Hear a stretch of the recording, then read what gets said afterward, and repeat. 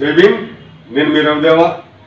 మిత్రులారా, పశ్చిమ గోదావరి జిల్లా ఉండి నియోజకవర్గం ఏలూరుపాడు గ్రామంలో ఉండి నియోజకవర్గ శాసనసభ్యులు రఘురామకృష్ణరాజు గారు చేసినట్టు పని చాలా బాధాకరమైన విషయం.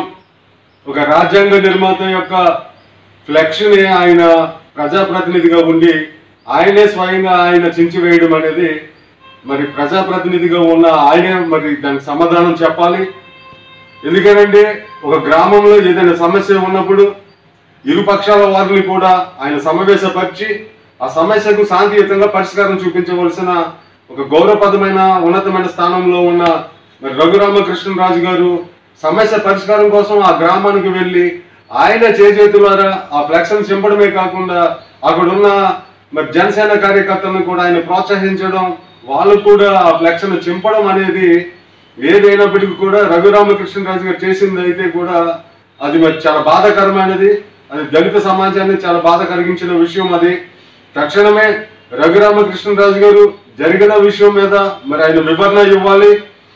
అదే విధంగా మరి ఆయన ఇచ్చిన వివరణ సరైన లేని పక్షంలో కనుక మరి ఖచ్చితంగా మేము మా దళిత సంఘాల తరఫున మేము ఉద్యమం చేయడానికి మేము సిద్ధంగా ఉన్నాం. అలాగే ప్రభుత్వం కూడా మరి స్పందించాలి. ముఖ్యమంత్రి గారు అలాగే డిప్యూటీ సీఎం గారు పవన్ కళ్యాణ్ గారు కూడా ఈ విషయం మీద స్పందించాలి. రఘురామకృష్ణరాజు గారు చేసిన ఈ చర్యను మరి వారు ఖండించాలి. ఎందుకంటే ఈ ప్రభుత్వం వచ్చిన తర్వాత ఎవరైనా నాయకులు తప్పు చేశారని తెలిసిన వెంటనే వాళ్ళు పార్టీ నుంచి సస్పెండ్ చేస్తూ ఉన్నారు.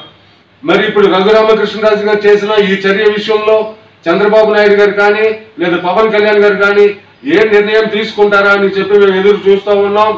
మరి ఖచ్చితంగా రఘురామకృష్ణరాజు గారు దీని మీద స్పందించాలి. జరిగిన విషయం మీద ఆయన వివరణ ఇవ్వాలి. అదేవిధంగా ముఖ్యమంత్రి చంద్రబాబు నాయుడు గారు, ఉప ముఖ్యమంత్రి పవన్ కళ్యాణ్ గారు కూడా ఈ విషయం మీద స్పందించాలి. లేని పక్షంలో ఖచ్చితంగా చలో ఏలూరుపాడు గ్రామం పిలుపునివ్వడం జరుగుతుంది. అక్కడ ఉద్యమాన్ని తీవ్రతరం చేస్తాం.